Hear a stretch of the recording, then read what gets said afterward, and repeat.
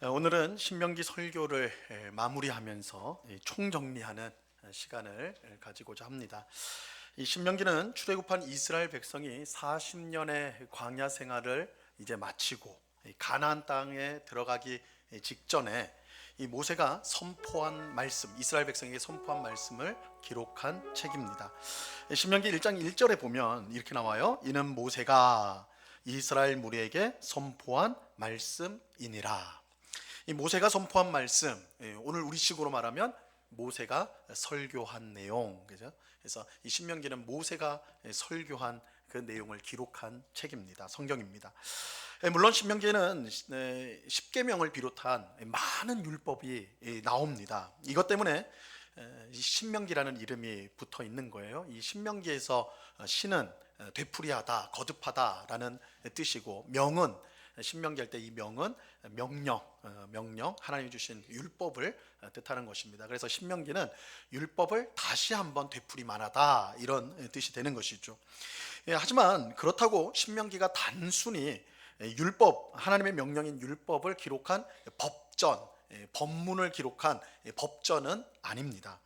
앞서 말씀드린 대로 신명기는 설교인데 그 설교의 내용이 뭐냐? 하나님의 율법, 주신 율법을 그 내용으로 한 설교다라고 할 수가 있습니다. 이스라엘 백성에게 신명기가 필요한 이유는 분명합니다. 하나님께서 출애굽한 이스라엘 백성들을 제일 먼저 데리고 가신 것은 가나안 땅이 아니에요. 어디로 데려가세요? 시내산으로 데려갔어요. 시내산에 데려가셔서 무슨 일을 하느냐? 이게 굉장히 여러분 중요한 겁니다. 제일 먼저 하나님 하신 일은 언약을 맺습니다. 이스라엘 백성과 하나님께서 언약을 맺어요. 하나님이 언약을 맺습니다. 언약의 내용이 뭐예요? 나는 너희의 하나님이 되고 너희는 내 백성이 되리라. 3년을 했으면 좀 뭐라도 읊어야 되는데, 그죠? 그래서 나는 너희의 하나님이 되고 너희는 내 백성이 되리라. 이 언약을 맺어요. 근데 이 언약은 응용이 가능하죠. 나는 너희의 신랑이 되고 너희는 내 신부가 되리라. 나는 너희의 아버지가 되고 너희는 내 자녀가 되리라. 이 다 언약이에요. 언약 공식이라고 할 수 있어요. 하나님은 언약을 통해 이스라엘 백성을 자기 백성, 자기 신부, 자기 자녀로 삼으셨어요. 하나님은 언약을 따라서 이스라엘 백성의 하나님과 신랑과 아버지로서 이제 자신의 역할을 다 하실 거예요. 이 언약이라는 게 그런 거거든요.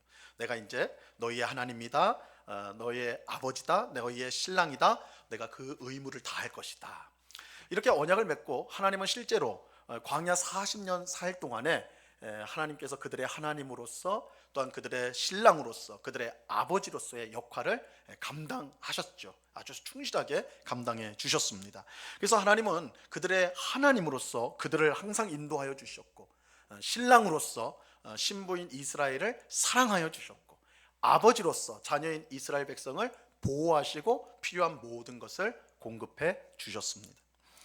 자, 그런데 언약은요, 일종의 계약이기 때문에 이 언약이라는 자체가 이제 계약의 성격을 갖고 있어요. 이 계약이라는 거는 쌍방 간의 의무가 생기는 것이죠. 그래서 하나님 혼자의 역할이 아니라 그 언약의 당사자인 다른 당사자인 이스라엘 백성에게도 의무가 생기는 거예요. 그럼 의무가 뭐냐? 그들의 의무가 뭐냐?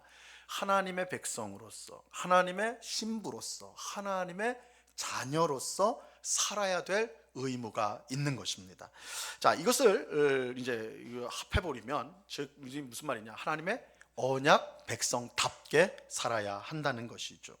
자, 그러면 어떻게 사는 것이 하나님 언약 백성답게 사는 것일까요? 하나님께서 이스라엘 백성이 하나님의 언약 백성답게 살도록 하기 위해서 주신 것이 있습니다.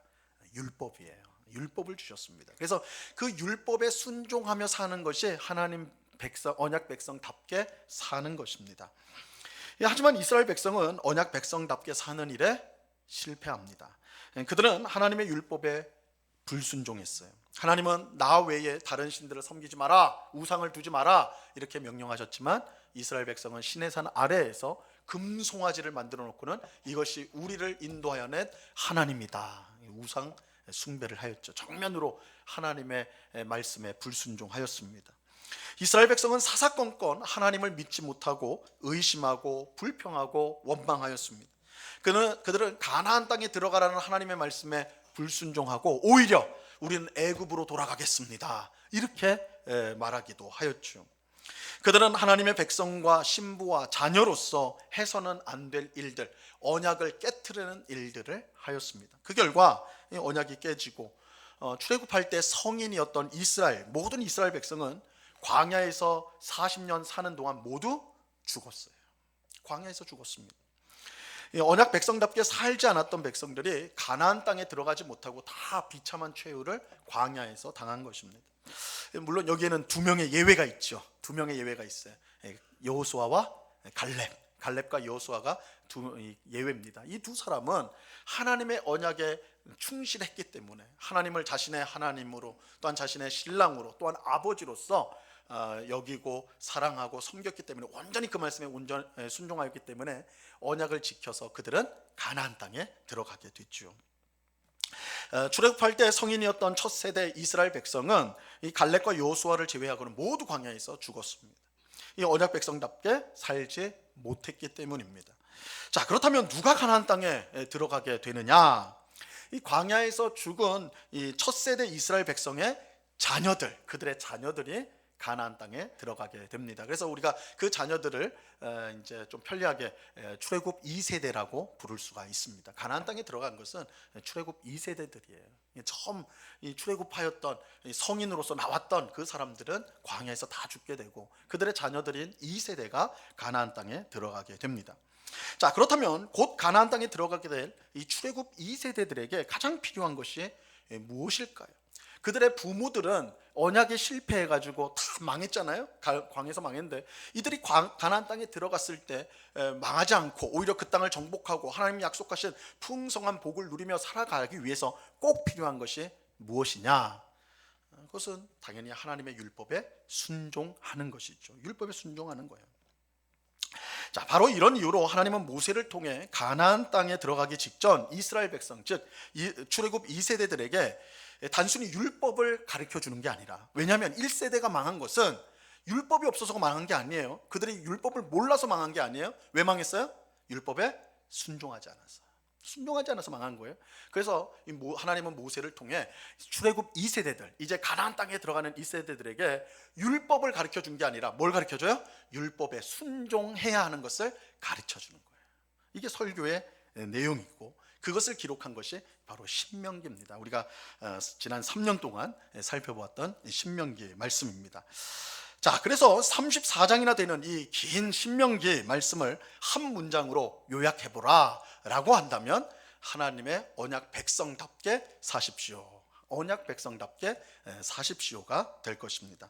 신명기는 단순히 언약이 무엇이고 또한 언약 백성이 누구인지를 이론적으로 가르쳐주는 성경이 아닙니다. 이 신명기의 핵심은 우리가 하나님의 언약 백성이라는 사실을 알고 언약 백성답게 실제로 살아야 된다는 거예요. 실제로 살아야 된다. 출애굽 2세대가 이제 가나안 땅에 들어가지만, 여러분, 그들이요 가만히 있는다고 그 땅을 정복하는 게 아니에요. 그들이 가만히 있다고 그 땅에서 풍족한 가나안 땅에 적과 꿀이 흐르는 그 가나안 땅의 모든 풍성함을 누리는 게 아니에요. 가나안 땅을 정복하고 또한 그 땅의 하나님이 약속한 풍성한 걸 누리기 위해서는 그들이 무엇보다 언약 백성답게 하나님의 율법, 하나님의 말씀에 순종하면서 살아야 하는 것입니다.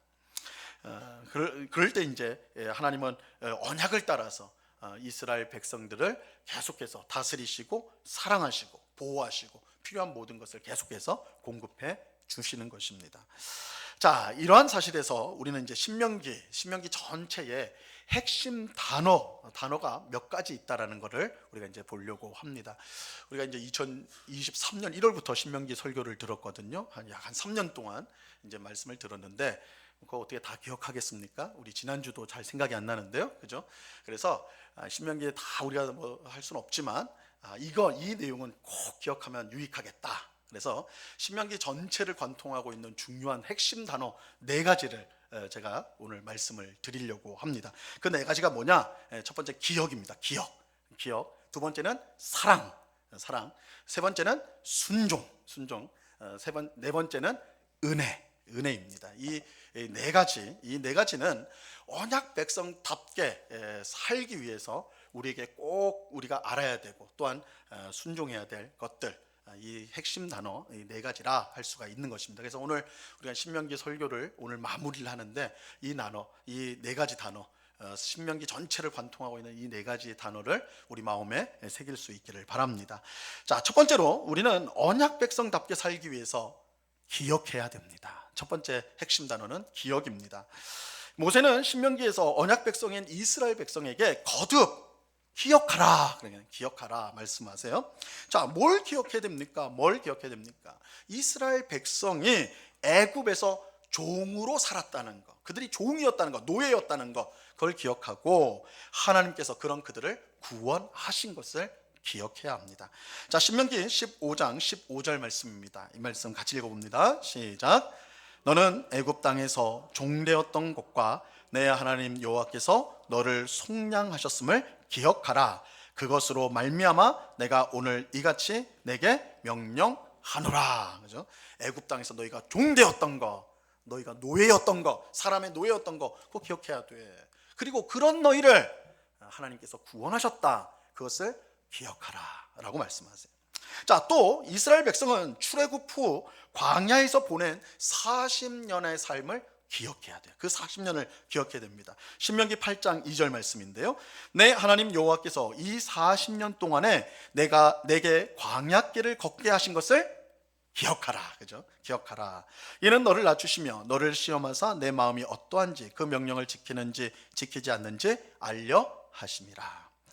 하나님께서 이처럼 이스라엘 백성에게 그들이 애굽에서 종살이한 것과 또한 거기서 구원받은 것, 광야 40년의 삶을 기억하라고 하신 이유는 분명합니다. 그들의 신분이 어떻게 바뀌었는지를 깨닫고 어떻게 살아야 마땅한지를 알라는 거예요. 이를 위해서 기억하라는 겁니다. 이스라엘 백성은 애굽 사람들의 노예였습니다. 여러분, 이스라엘 백성들은 애굽 사람의 노예였습니다. 노예는 세상에서 가장 비참한 존재입니다. 오늘날 이제 문명화된 현대 사회에서 노예, 종은 없죠. 만약에 있다면 굉장히 야만적이라고 아주 비난을 받겠죠. 그러나 불과 100여 년 전만 해도요, 보편적이었어요. 노예와 종은 아주 보편적인, 세계적으로도 우리나라에서도 마찬가지죠. 우리도 노비가 있었으니까 보편적이었단 말이에요. 근데 그들이 얼마나 비참했는지 모릅니다. 여러분, 노예, 종은요 분명 사람입니다. 사람이죠. 그런데 그 사람이 아니에요. 사람인데 사람이 아니에요. 왜냐하면 사람은 종교한 존재, 뭘로도 바꿀 수 없는 그런 존재인데 노예는 그렇지 못했습니다. 노예는 몸값이 매겨졌습니다. 그래서 돈 주고 사고 팔 수 있는 물건처럼 취급받던 게 노예였어요. 여러분, 노예는 사람이기 때문에 바라는 게 있습니다. 그 마음에 바라는 게 있어요. 원하는 게 있어요. 그러나 노예는 그것을 이룰 수가 없습니다. 왜냐하면 노예에게는 무엇을 이룰 수 있는 자유가 있지 않아요. 오직 주인의 의지대로만 움직여지는 게 노예입니다. 그렇기 때문에 노예는 소망이 없습니다. 기대할 수 있는 것이 없습니다. 노예는 마치 기계처럼, 집에서 사용하는 기계가 망가지면 어떻게 돼요? 여러분, 전자레인지, 가스레인지 망가지면 여러분 어떻게 합니까? 어떻게 해요? 그런 적이 없으세요? 한 번도? 좋은 거 쓰시나 본데요. 망가지면 뭐 고치겠죠. 근데 고치는 값이 비싸. 그럼 어떻게 해요? 버려야죠. 그래서 새 거 사겠죠. 그죠? 그 보통 그러잖아요. 고장 나면 버려요. 새 거 사죠. 노예도 마찬가지예요. 병들고 아프면 병원 가서 고쳐주고 막 이렇게 하는 게 아니에요. 물론 간단한 거면 치료해 주겠죠. 써먹어야 되니까. 근데 이게 치료값이 많이 든다 그럼 버립니다. 비참한 존재. 노예는 비참한 존재. 하나님께서 그런 비참한 이스라엘 백성을 어떻게 해요? 구원하셨어요. 하나님은 이스라엘 백성을 단지 애굽에서 탈출만 시킨 게 아닙니다. 하나님은 그들과 언약을 맺음으로써 그들의 하나님이 되시고 그들의 신랑이 되시고 그들의 아버지가 되어 주셨습니다. 물건과 같은 노예였던 이스라엘 백성이요, 얼마나 존귀한 존재가 됐느냐면 하나님의 백성이요, 하나님의 신부요, 하나님의 자녀가 되었어요. 존귀한 존재가 되었어요. 광야 40년은 이러한 그들이 하나님 백성이 되었다는 것을 아주 실감하는, 하나님께서 그들의 하나님으로서 또한 그들의 신랑으로서 신부로서 아버지로서 그들을 얼마나 사랑하고 그들을 풍성케 하시는가, 그걸 실감한 시간이 바로 광야 40년이었습니다. 모세는 이것을 잊지 말라고 지금 기억하라고 말씀하는 겁니다. 애굽 사람의 노예에서 하나님의 존귀한 자녀로 변화되었다는 것을 기억하라는 거예요. 출애굽 사건과 광야 40년의 삶에서 경험했던 하나님의 놀라운 역사를 기억하라는 것입니다. 이것을 기억한다면 곧 들어가게 될 가나안 땅에서 언약 백성답게 하나님께 순종하는 삶을 살아가게 될 것입니다. 그렇다면 하나님께서 약속하신 풍성한 복을 그들이 받아 누리게 되는 것이죠. 여러분, 우리가요 언약 백성답게 살지 못하는 중요한 이유 중에 하나는 기억하지 못하고 잊어버리기 때문에 그렇습니다. 우리도 잊어버려요. 여러분, 우리는 왜 자꾸 불평하는 것일까요? 우리가 그래서 하나님 믿고, 그죠? 하나님이 주신 은혜를 받고 하나님의 자녀요, 장차 천국에 들어갈 사람들인데, 이 자리에 있는 사람들이 다 그런 사람들인데 우리는 왜 자꾸 삶 속에서 불평하고 원망하고, 그죠? 한숨 쉬고 그렇게 하는 것일까요? 우리가 원래 어떤 사람이었는지를 잊어버렸기 때문에 그래요. 이걸 잊어버렸어요. 내가 죄 가운데 빠져서 영원히 망할 수밖에 없는 그런 죄인이었다는 사실을 우리가 잊어버려요. 이것을 잊어버리면 하나님이 베푸신 구원도, 내 삶에 지금까지 주셨던 은혜도 모두 당연하게 여기는 거예요. 당연하게. 원래부터 내 것이었던 것처럼, 원래부터 내가 마땅히 누려야 될 것처럼 그렇게 생각하는 거예요. 그래서 내가 지금까지 누려왔던 것이 하나님의 은혜가 아니라 원래부터 내 것이었다라고 착각하는 것이죠. 그렇게 되면 내가 원래부터 내가 누려야 되는데, 내 건데 이게 없어지거나, 그죠? 망가지면 그러니까 원망이 나오는 거예요. 불평이 나오는 거예요. 원래 내 건데. 여러분, 절대 그렇지 않아요. 절대 그렇지 않습니다. 우리에게 있는 것 중에 어느 하나도 당연한 것이 없습니다. 원래부터 내 것은 없어요. 모두 하나님이 은혜로 우리에게 베푸신 것입니다. 우리는 죄 가운데 망할 존재여서 이런 은혜와 선물을 받을 자격도, 누릴 자격도 없는 사람들이에요. 하지만 하나님의 놀라운 은혜와 사랑으로 우리를 구원해 주셨기 때문에 우리가 가지고 그것을 누릴 수가 있게 된 것입니다.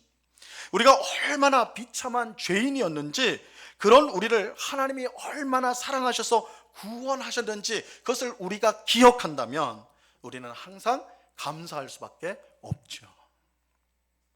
또 우리가 하나님께서 우리의 삶 가운데 베푸신 역사를 기억한다면 지나친 염려와 걱정 가운데 살지 않게 될 것입니다. 이스라엘 백성이 광야에서 40년을 살 수 있었던 것은요, 하나님의 은혜 때문이었어요. 하나님의 역사 때문이었어요.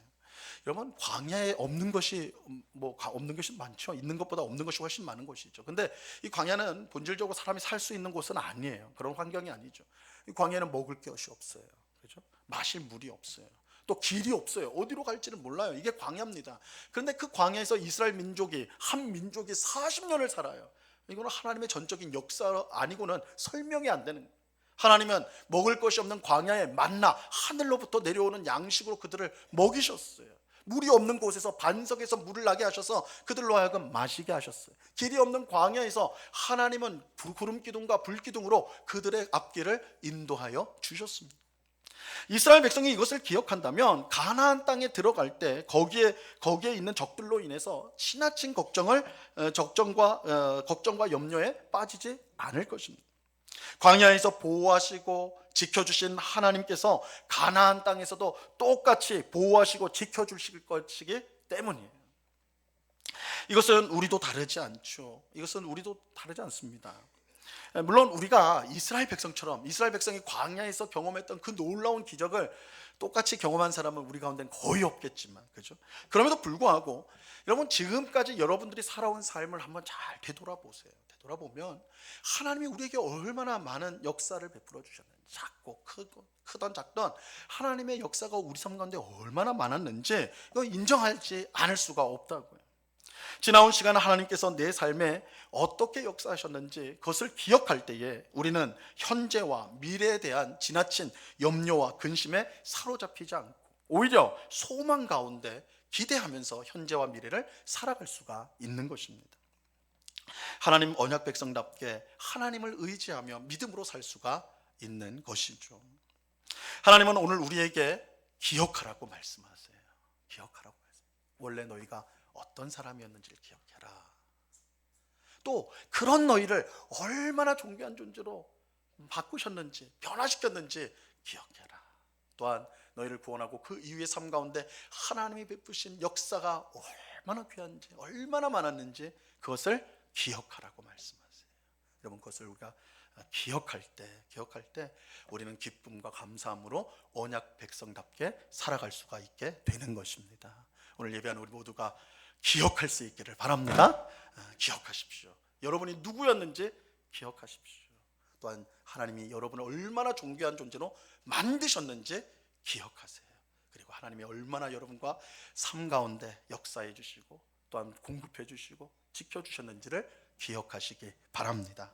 자, 두 번째로 우리는 언약 백성답게 살기 위해 두 번째 핵심 단어예요. 사랑해야 됩니다. 사랑해야 합니다. 자, 모세는 하나님의 언약 백성인 이스라엘 백성에게 무엇보다 사랑하라고 말합니다. 누구를 사랑해야 되느냐? 자, 오늘 본문 4절과 5절 말씀입니다.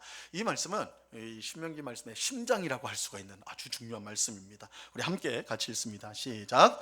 이스라엘아 들으라. 우리의 하나님 여호와는 오직 유일한 여호와이시니 너는 마음을 다하고 뜻을 다하고 힘을 다하여 내 하나님 여호와를 사랑하라. 하나님께서 언약 백성에게 요구하는 가장 중요한 것은 사랑입니다. 사랑입니다. 왜냐하면 하나님은 언약을 통해 이스라엘 백성의 하나님이 되시고 신랑이 되시고 또한 아버지가 되시기 때문입니다. 이 하나님과 신랑, 아버지의 공통점이 있어요. 공통점. 이 세 존재의 공통점. 하나님, 신랑, 신부의 공통점이 있는데 그게 뭐냐? 나눌 수 없는 사랑을 요구한다는 거예요. 하나님도 신랑도 아버지도 나눌 수 없는 사랑을 요구하는 존재입니다. 여러분, 하나님은 우상과 사랑을 나눌 수가 없어요. 그렇죠? 그래서 하나님이 가장 싫어하는 게 우상 숭배 아닙니까? 하나님만 사랑해야 되는 거예요. 우상을 하나님, 내가 하나님 사랑하는데요. 이제 좀 옆에 좀 저 무당한테도 좀 내가 좀 알아봐야 되겠으니까 좀 내가 갔다 올게요. 안 돼요, 안 돼요. 하나님만, 그죠? 신랑도 마찬가지예요. 만약에 제 아내가 저한테 와서는 내가 당신을 사랑한다고. 근데 이웃집 남편도 좀 잘생겨가지고 내가 조금만 더 그 사람도 좀 사랑해 보겠다고. 그럼 제가 목사니까 그러시라고. 그런 남편 없어요. 신랑이 요구하는 사랑은 유일한 나만 사랑하는. 거꾸로도 마찬가지죠. 그죠? 남편은 자기 부인만 사랑해야 되는 거예요. 그죠? 나눠질 수 없어요. 아버지도 둘일 수 없는 거예요. 본질적으로. 그죠? 이 나눠질 수 없는 사랑을 요구하는 존재가 바로 하나님, 그리고 신랑, 또 아버지, 하나님이세요. 그죠? 그렇기 때문에 이것은 절대 지나친 것이 아니고 오히려 당연한 것입니다. 하나님만을 사랑하라, 이 당연한 거예요. 언약 백성인 이스라엘이 오직 하나님만 사랑하는 거 마땅한 것입니다. 그런데 이때 하나님을 사랑한다고 할 때 그것은 단지 입으로만 사랑한다고 말하는 것이 아니에요. 모세는 마음을 다하고 뜻을 다하고 힘을 다하여 하나님을 사랑해야 된다고 말씀합니다. 우리의 모든 것을 다해 전 존재를 가지고 하나님을 사랑해야 한다는 뜻입니다. 근데 이제 중요한 사실은 하나님께서 이렇게 사랑을 요구하시는 것은요, 절대적으로 일방적인 요구가 아니라는 거예요. 넌 나만 사랑해? 이렇게만 끝나버리면 뭔가 좀 마음이 그래요. 하나님 나한테 요구만 하고 난 뭐지? 이렇게 돼버리잖아요. 근데 절대 그런 게 아니라는 것입니다. 왜냐하면 하나님은요, 이스라엘 백성이 하나님을 사랑하기 전에 먼저 그들을 사랑하셨기 때문입니다. 여러분, 우리가 잊지 말아야 될 중요한 사실이에요. 이스라엘 백성이 언약을 통해 하나님 백성, 자녀 또한 신부가 된 것은 그들이 하나님께 뭔가 대단한 일을 했기 때문이 아닙니다. 또한 하나님이 무시 못할 정도로 그들이 어떤 정말 대단한 존재이기 때문에 하나님이 그들과 언약을 맺은 것이 아니에요. 그들은 애굽 사람의 노예였습니다. 사람의 노예였어요.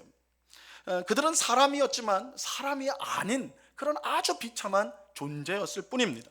근데 하나님은 그런 이스라엘 백성에게 모세를 보내서 애굽의 10가지 재앙을 내려 그들을 구원하시죠. 그리고 그들을 이끌어 시내산으로 오게 하고 언약을 맺으셨어요. 그래서 그 언약을 통해 그들을 자신의 백성이요, 자신의 신부요, 자신의 자녀로 삼으셨어요. 하나님께서 그러면 왜 그렇게 하셨을까? 그들이 뭐 대단한 일도 한 것도 아니고 그죠? 그들이 어떤 대단한 가치가 있는 사람도 아닌데 하나님은 왜 그렇게 하셨을까? 자, 신명기 7장 7절과 8절 말씀인데요. 좀 길지만 중요한 말씀입니다. 제가 읽어봅니다. 여호와께서 너희를 기뻐하시고 너희를 택하시면 너희가 다른 민족보다 수요가 많기 때문이 아니니라. 너희는 오히려 모든 민족 중에 가장 적으니라. 여호와께서 다만 너희를 사랑하심으로 말미암아 또는 너희의 조상들에게 하신 맹세를 지키려 하심으로 말미암아 자기의 권능의 손으로 너희를 인도하여 내시되 너희를 그 종되었던 집에서 애굽 왕 바로의 손에서 속량하셨나니. 이스라엘 백성은 모든 민족 중에서 가장 적었습니다. 이게 무슨 뜻이에요? 가장 적었다는 뜻이 단순히 숫자 얘기하는 게 아니에요. 그들은 사랑받을 자격이 있는 사람들이 아니라는 거예요. 뭔가 대단한 사랑을 받을 매력이 있거나 능력이 있거나 무엇을 갖춘 사람들이 아니라는 거예요. 하지만 하나님은 그런 그들을 언약을 맺어서 자신의 백성, 자신의 신부, 자신의 자녀로 선택하셨단 말이에요. 그 이유가 뭐냐? 8절에서 분명히 말하죠. 여호와께서 다만 너희를 사랑하심으로 말미암아. 너희를 사랑하심으로 말미암아. 하나님이 그들을 먼저 사랑하셨기 때문에 그래요. 그들에게 이유가 없어요. 이스라엘 백성에게 사랑할 이유가 없는데 하나님이 그들을 사랑한 것, 그들을 선택한 것은 먼저 그들을 사랑하셨기 때문에 그래요. 여러분, 우리가 하나님을 먼저 믿고 사랑한 것이 아닙니다. 여러분 중에는 교회에 어떻게 오셨습니까? 내가 살다 보니까 이 세상에 있는 걸로 안 됩니다. 하나님을 믿어야 되겠다 생각해서 이렇게 나왔습니다. 예배당 스스로 내 발로 나왔습니다. 하나님 믿기로 내가 결정하고 나왔습니다. 이렇게 말할 분이 혹 계실지 몰라요. 근데 사실은 그 정확히 말하면 그렇지 않아요. 여러분 제 발로 스스로 이곳에 온 것처럼 생각되지만 하나님께서 여러분들을 선택하지 않았다면 절대 그런 생각을 할 수가 없어요. 저런 행동을 할 수가 없습니다. 이 세상에 어떤 사람도 하나님을 먼저 사랑한 사람은 없습니다. 왜냐하면 우리는 죄 가운데 빠져서 하나님을 사랑할 수 없는 존재였기 때문에 그래요. 우리가 하나님을 사랑할 수 있다? 그것은 하나님이 먼저 우리를 사랑하셨기 때문입니다. 자, 이 사도 요한이 요한 1서 4장 10절 앞부분에서 분명하게 말하고 있어요. 같이 읽습니다. 시작. 사랑은 여기 있으니 우리가 하나님을 사랑한 것이 아니요 하나님이 우리를 사랑하사. 분명히 말하고 있죠. 우리가 하나님을 사랑한 게 아니에요. 하나님이 먼저 우리를 사랑해 주셨습니다. 그러므로 우리가 하나님을 사랑하는 것은요 너무나 당연하면서 동시에 너무나 감격적인 일입니다. 여러분, 우리가 하나님을 사랑한다는 건 하나님이 우리를 사랑하셨기 때문입니다. 그 사랑 때문에 하나님을 사랑하는 것입니다. 여러분, 언약 백성답게 사는 것은 무엇보다 나를 먼저 사랑하신 하나님을 사랑하는 것입니다. 이 세상 그 무엇보다 하나님을 귀하게 여겨서 하나님을 사랑하는 것입니다. 이처럼 우리가 하나님을 사랑할 때 우리 안에 있는 하나님의 사랑이요 더욱더 풍성해집니다. 하나님은 나를 사랑하는 사람이 나의 사랑을 입을 것이라고 말씀해 주셨습니다. 우리가 하나님을 사랑할수록 그의 사랑이 우리 안에서 더욱더 커져 가게 되는 것입니다. 언약 백성답게 사는 것은 우리를 먼저 사랑하신 하나님을 사랑하는 것입니다.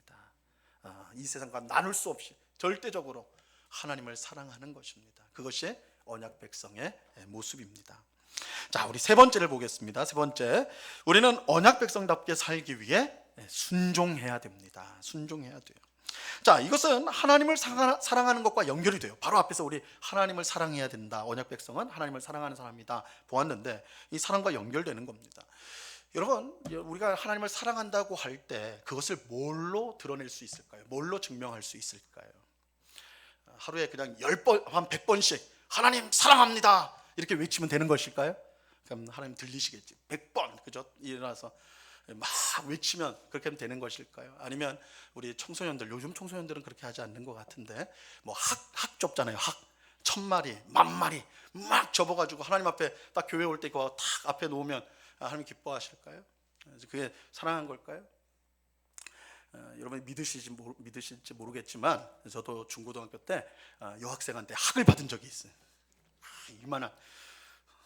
근데 저는 이제 그때는 너무 순수했는지 어리숙했는지 이걸 왜 주지 이해를 못했어요. 사실은 이걸 왜 준지 이해를 못해서 이만한 걸 줘가지고 그 책상에 옆에 놔둬야 되는데 너무 창피하고 그 뜻을 몰랐어요. 한 1년이 지나서 그 학생이 나를 좋아한 거였구나. 그러나 이제 벌써 배는 떠나갔기 때문에 그냥 지나간 건데, 여러분, 우리가 사랑을 한다면 표현이 돼야 되죠, 그죠? 그래야지 알 거 아닙니까? 근데 우리가 하나님을, 보이지 않는 하나님을 어떻게 사랑한다는 것을 드러낼 수가 있는 것일까요? 예수님께서 여기에 대해서 분명히 말씀하셨습니다. 요한복음 14장 15절입니다. 같이 읽습니다. 시작. 너희가 나를 사랑하면 나의 계명을 지키리라. 분명하죠? 하나님을 사랑하는 사람은 어떻게 한다고요? 하나님의 계명을 지킨다고요. 여러분, 사랑하면요 순종합니다. 사랑하는 사람은, 하나님을 사랑하는 사람은 하나님의 말씀에 순종합니다. 자, 바로 이런 이유로 신명기는 순종을 계속 강조합니다. 신명기의 핵심이 뭐라고 그랬어요? 하나님 사랑이라고 그랬잖아요. 하나님을 사랑하는 게 사라고 하는데 어떻게 사랑하느냐? 순종이에요, 순종. 그렇기 때문에 사랑하라는 말씀과 순종하라는 말씀이 신명기는 계속해서 관통에 흐르고 있는 거예요. 자, 가령 신명기 7장 11절 말씀 보세요. 그런즉 너는 오늘 내가 내게 명하는 명령과 규례와 법도를 지켜 행할지니라. 그렇죠? 하나님의 말씀을 지키라, 순종하라. 그게 하나님 사랑하는 거다 말하는 거예요. 자, 또 신명기 8장 6절에서도 마찬가지인데요. 이 말씀 같이 읽습니다. 시작. 내 하나님 여호와의 명령을 지켜 그의 길을 따라가며 그를 경외할지어다. 여러분, 사랑하면 순종하게 돼요. 하나님을 사랑하는 사람은 그의 명령을 따르는 것입니다. 사랑한다고 말하면서 그의 말씀에 불순종한다면 사랑하는 것이 아닙니다. 자, 그런데 하나님은 이스라엘 백성이 사랑하여서, 이처럼 하나님을 사랑하여서 그 말씀에 순종할 때 하나님 너무 그걸 기쁘게 여기세요. 사실 당연한 건데 하나님이 우리를 먼저 사랑해 주셨죠. 그래서 우리에게 복을 주시죠. 그러니까 우리가 하나님을 사랑하고 그래서 그 말씀에 순종하는 거 당연하거든요. 근데 하나님은 그걸 당연하게 여기지 않고 너무 기뻐하셔서 어떻게 해요? 복을 주세요. 복을 주십니다. 신명기 29장 9절 말씀입니다. 같이 읽습니다. 시작.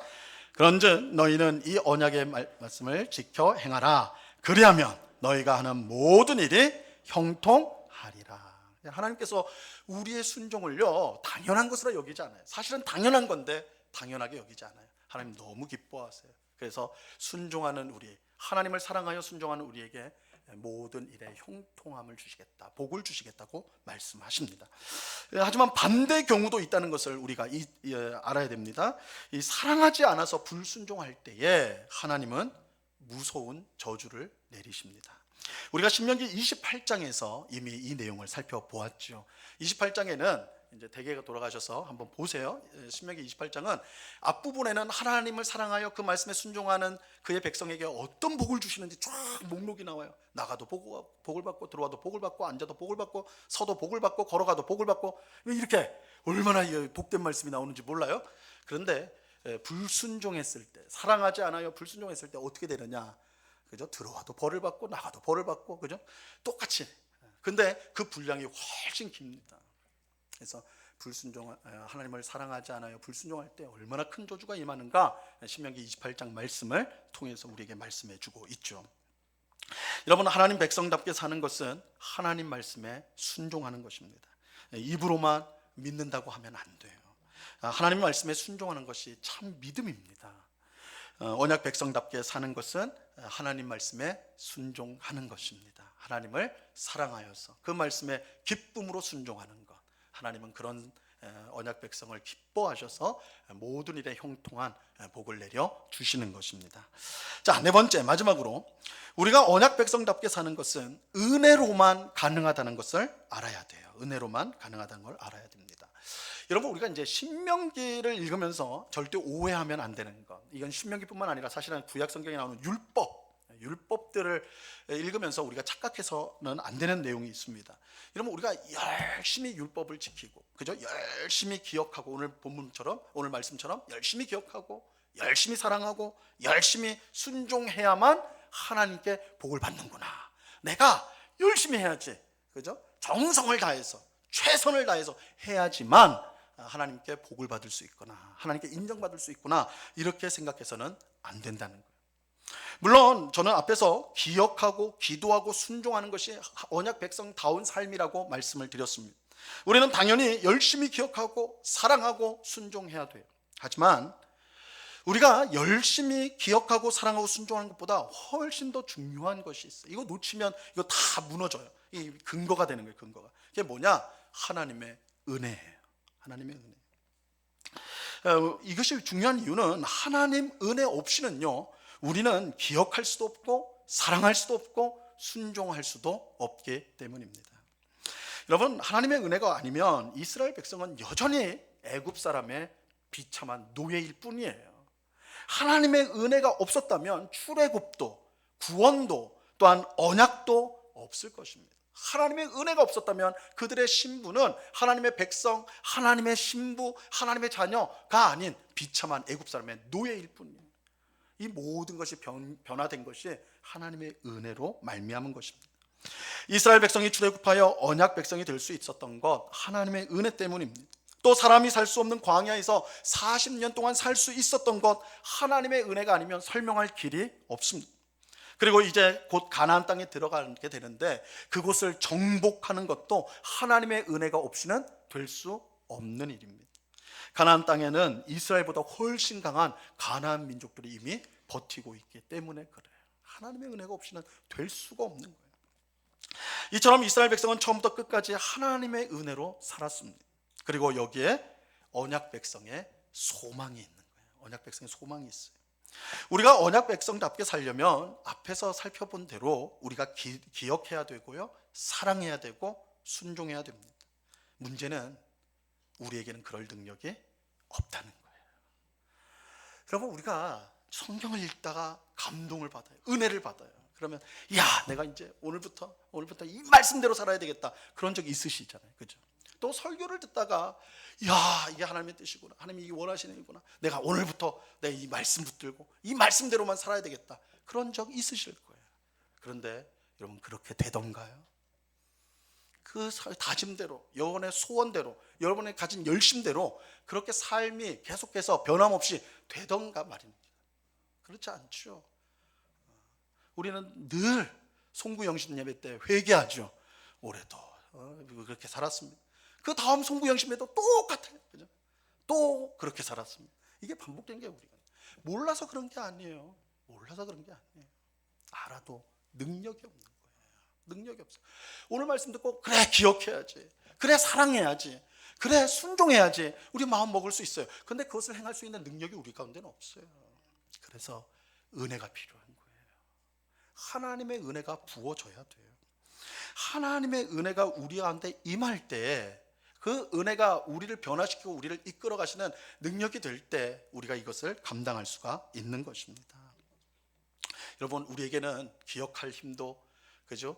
그리고 사랑할 힘도, 순종할 힘도 없어요. 그러나 너무 근심할 필요는 없어요. 우리에게는 그럴 능력이 없지만 하나님은 그런 우리에게 넉넉한 은혜를 베풀어 주십니다. 무엇을 통해 알 수 있느냐? 이스라엘 백성을 통해 알 수 있는 거예요. 이스라엘 백성과 우리는 다르지 않습니다. 그들과 똑같이 그들도 우리와 똑같이 믿음이 없고요, 똑같이 연약하고요, 똑같이 불순종하죠. 하지만 하나님께서 그런 이스라엘 백성을 포기하지 않고요, 끝까지 가나안 땅까지 들어가요. 가나안 땅을 차지할 수 있도록 하나님이 은혜를 베풀어 주신다. 하나님은 그들이 기억하도록, 그들이 하나님을 사랑하도록, 그리고 그들이 하나님의 말씀에 순종하도록 계속해서 은혜를 베풀어 주셨습니다. 그리고 이 은혜의 하나님이 오늘 우리의 하나님이신 줄로 믿습니다. 하나님, 우리 하나님은 예수님을 믿어 언약 백성 된 우리에게도 똑같은 은혜를 베풀어 주십니다. 그러므로 하나님의 은혜를 구하면서 우리가 어떻게 변화되었습니까? 하나님의 역사가 얼마나 놀라운지 기억하시기 바랍니다. 하나님의 은혜를 구하면서 하나님을 사랑하시기를 바랍니다. 하나님의 은혜를 구하면서 하나님 말씀에 순종하시기를 바랍니다. 하나님은 우리가 언약 백성답게 살도록 충만한 은혜를 우리에게 부어 주십니다. 하나님은 구하는 우리에게 절대 인색하지 않고 넘치도록 부어 주실 것입니다. 오늘 신명기 말씀을 마치면서 예배하는 우리 모두가 정말 하나님의 언약 백성, 그죠? 언약 백성답게 하나님의 백성이요, 하나님의 신부요, 하나님의 자녀답게 이 땅을 살아갈 수 있기를 간절히 바랍니다. 그러기 위해서 뭘 해야 돼요? 기억하셔야 됩니다. 그죠? 내가 어떤 존재였는지, 하나님이 내 삶 가운데 얼마나 많은 역사를 행하셨는지 그거 기억하셔야 돼요. 두 번째, 사랑하셔야 돼요. 이 세상 그 무엇보다 하나님을 사랑하세요. 마음과 뜻과 정성을 다해 하나님을 사랑하십시오. 세 번째, 사랑하기 때문에 순종하십시오. 하나님이 우리의 순종하는 우리를 기뻐하셔서 우리를 형통하게 하여 주십니다. 그런데 이 모든 일들을 하기 위해서 어떻게 해야 돼요? 은혜를 구하셔야 됩니다. 늘 겸손히 하나님 앞에 엎드려 은혜를 구하십시오. 우리에는 능력이 없습니다. 순종할 능력도, 사랑할 힘도, 기억할 마음도 우리에겐 없사오니 은혜를 주옵소서. 그렇게 구할 때 하나님 우리에게 풍성한 은혜를 내려 주실 것입니다. 이 말씀을 꼭 기억하며 정말 기억하고, 그죠? 기억하고 사랑하고 순종하고 은혜 가운데 언약 백성으로 날마다 주님을 기쁘시게 하는 삶을 살아가는 우리 모두가 될 수 있기를 우리 주님의 이름으로 간절히 축원합니다. 기도하겠습니다. 하나님 아버지, 감사합니다. 신명기 말씀을 마무리하면서 신명기를 통해서 우리에게 주신 하나님의 뜻이 무엇인지를 내 단어를 통해 함께 생각해 보았습니다. 기억해야 되고 사랑해야 되고 순종해야 되고 은혜를 구해야 됨을 오늘 말씀을 통해 들었사오니 우리 마음에 잘 새기게 하옵시고 그저 지식으로 그치지 않고 이것이 우리의 삶에 적용될 수 있도록 늘 하나님의 은혜를 구하며 그래서 기억하고 사랑하고 순종하는, 그래서 하나님이 주시는 풍성한 복을 누리며 살아가는 저희들 다 되게 하여 주시옵소서. 감사하오며 예수 그리스도 이름으로 기도드리옵나이다. 아멘.